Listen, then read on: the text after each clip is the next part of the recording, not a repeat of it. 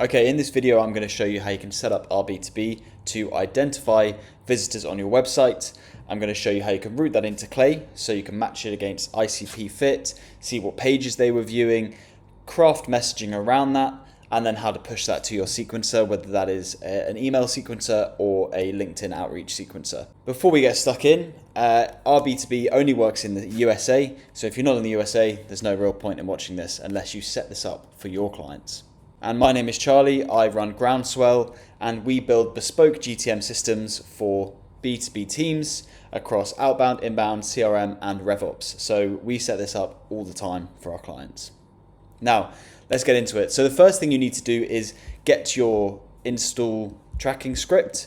You can view the code and upload it yourself into your website HTML code. So if you set up your website on something like Framer, if you do it on even on HubSpot, you can just grab the HTML code and drop it in. Just looks like this. Here you go. So you copy it, log into your website, paste the code into the header of your website.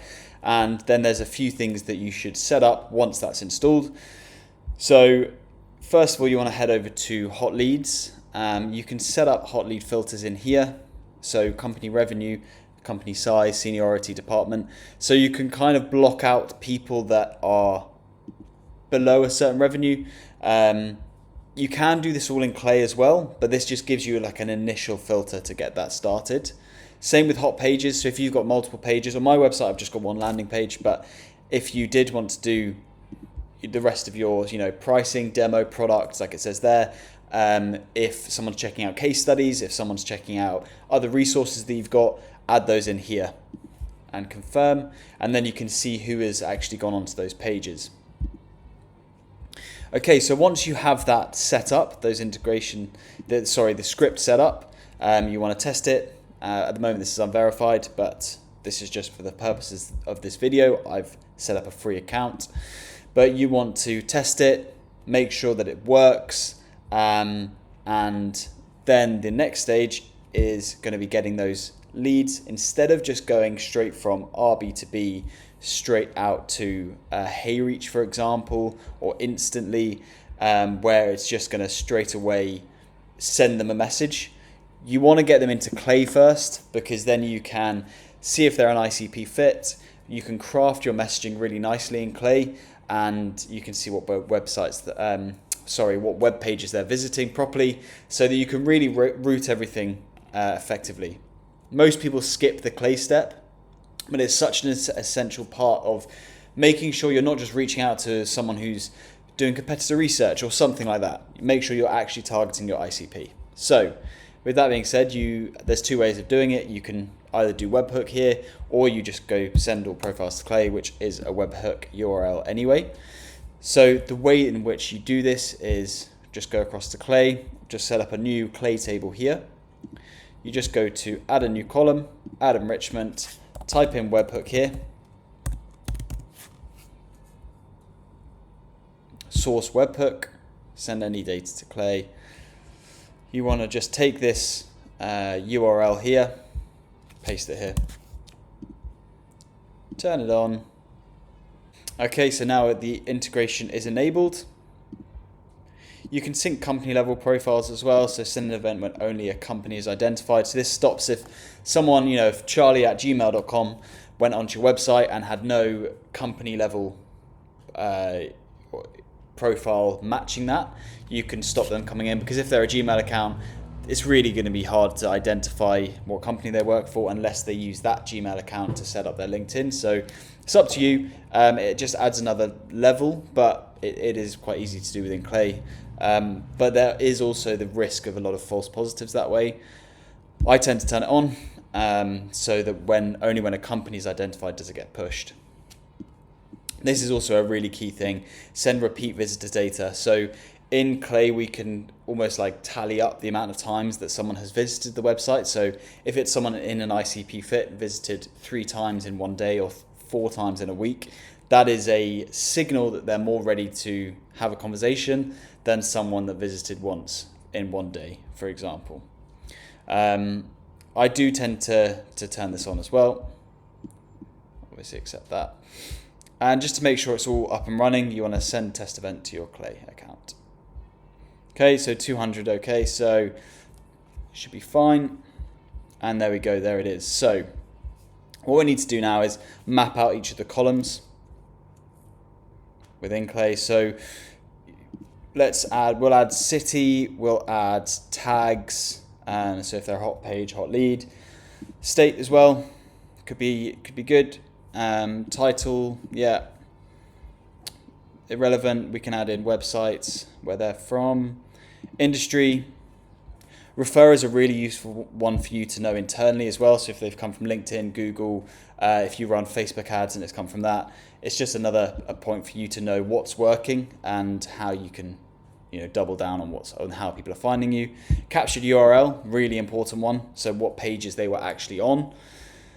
Company name, LinkedIn URL if it's an individual, and business email can be a bit dodgy, this one, but we'll add it anyway.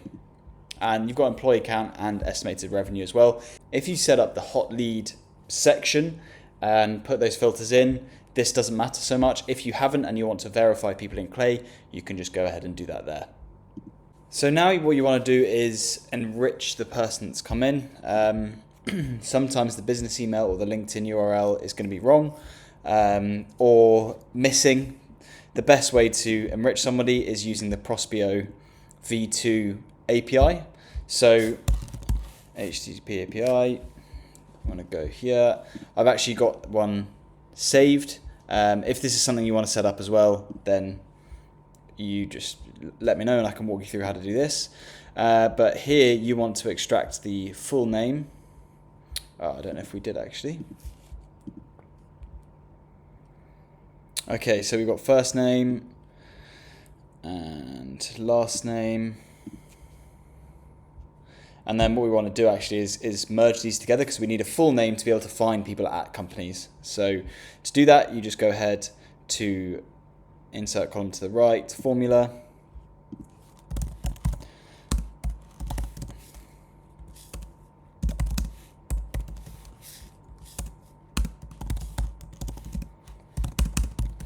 And generate. Okay, cool. So there we go. We've got Adam test payload. And now we can go ahead and do our HTTP API with Prospeo. It's a lot better than using the find work email or enrich person. Prospeo it's elite, and this new the V2 they brought out is insane. So I've got it obviously as a template, Prospeo V2 email, full name there, normalized URL as the website, and first name. This was something I set up before, so that's actually unnecessary. Okay, so now I'll just double check all of these. Yeah, post. Okay, cool. And then basically we would just run this. It's not going to come up with anything because that person doesn't exist. Yeah, so you get a 401 error, invalid API key, because obviously for this video I didn't want to use my real API key. And this won't come up with anything, but if it does, it will show you name, email, LinkedIn. Sometimes the LinkedIn will be found and not the email. Sometimes the email will be found and not the LinkedIn. What I tend to do is, if both are found, I will enroll them in an email sequence. If only one of them is found and it's the LinkedIn, I will enroll them in just a LinkedIn, just email. But if there's both, I go LinkedIn first to free up the LinkedIn automations for those with no email address. So then what you want to do is use AI to determine whether they are in your ICP. So you'd just type in something like, take the job title and company domain,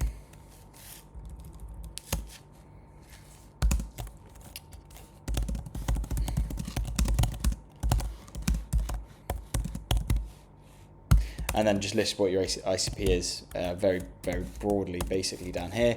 Click generate, and that will create you a good prompt, basically. Obviously, I'm rushing through this.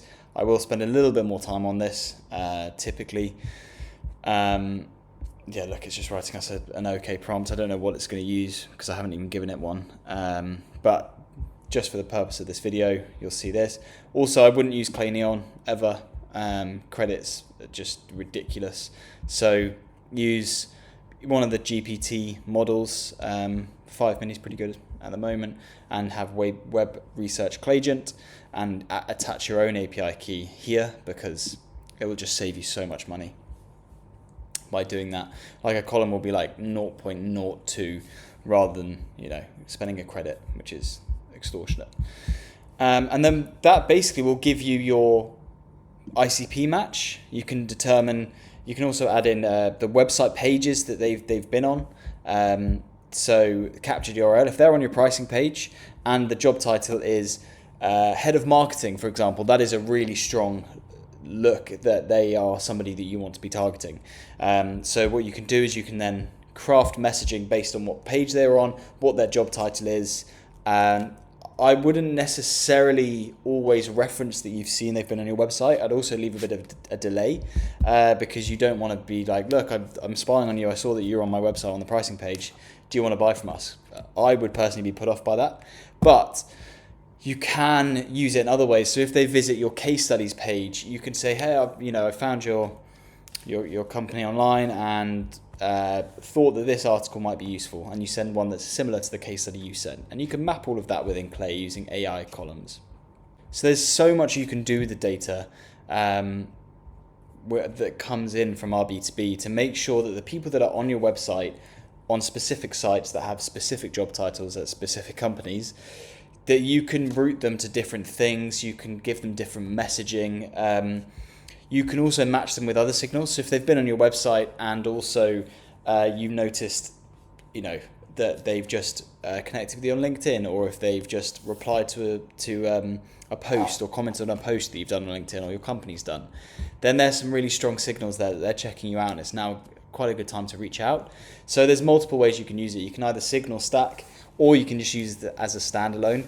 I think every company in the US should have this set up. It's such an easy win to be able to map out who's on your website, if they're your ICP fit, and then reach out to them because there's intent in them looking on your website. I don't think everybody should, unless you can do it in a cheeky way that might work with your niche, I don't think you should call out the fact that it's that you've been spying on them, or like you can see they've been on the website. I don't think that's necessarily the best. But I think providing some value, so if they're on a certain page, you then say, checked out your company, I feel like this is a good thing for you to check out at the moment, or just reach out with a generic sort of more cold outreach style that just shows your offer, introduces yourself, gets you in their inbox, and because they've checked out your website and then you've emailed them, there's just like a top of mind thing there that works quite well as well. It just brings the chance of a reply rate up. So there's a lot of different things you can do with the data in here. And then all you'd want to do when you've got that is, when you've got the data, you've written the messaging using the AI column I've just showed you, you want to export that to your sequencer. So sending that to Smartlead, I use personally for any emails. The messages will be in a message column. We'll just skip that for now. Add your API key, obviously, map your columns and have all of your campaigns. Choose the campaign you want to use. And you can add a run condition here. So only run if LinkedIn is empty, for example. And then the next way you could do this is export to your sequencer as well. So your next column could be sending that to HeyReach. So I use HeyReach for my LinkedIn. So there you go. Attach your HeyReach API key, attach the message, and enroll them in whatever campaign you've got going on at the moment, and attach the sender. So that was a very surface level look into what you can actually do with RB2B. It's pretty incredible, the stuff that you can do with it. Obviously, there's the free version that this is. You get 1 credit, so it's not very good, but it's not that expensive, and it's such an easy win to be able to see who's on your website, Have Clay there as the data orchestration layer so that you can route and map and enrich before sending them to your sequencers. Otherwise, you're going to get people falling through that may be a competitor. There may even be a friend of yours that's checking out your website. And you don't want to just send them an automated message saying, hey, I saw you're on my website. So Clay allows that safety net, that orchestration and enrichment before you then push those sequences. You can also then take that data and map it and push it to something like Airtable and have a really nice reporting layer that comes from who's actually visiting your website, where they're coming from, so you can put more spend into LinkedIn ads or Google ads, or if they've come directly from if they've just come directly to your website. So there's lots of things you can do with it. This is just a surface level, high level overview of RB2B and some of its capabilities. I hope you've enjoyed it. So like I said, this is something that I set up for every single USA client I've had, with varying, we've done so much with it, and I can do this for you. So if you are based in the US, you don't have RB2B, you don't have Clay, you don't have Smartlead or HeyReach, you don't have any of the tools, that's fine. Let me know, we can jump on a call. I can either set it up for you and hand it over so that you can run it in-house. Alternatively, you just essentially rent all the systems and you just get the data, you get the sequences done for you. So work in a few ways. If you're none of those, I hope you've enjoyed the video. Maybe you're going to take it to your clients if you're in a similar space to me. But yeah, thanks.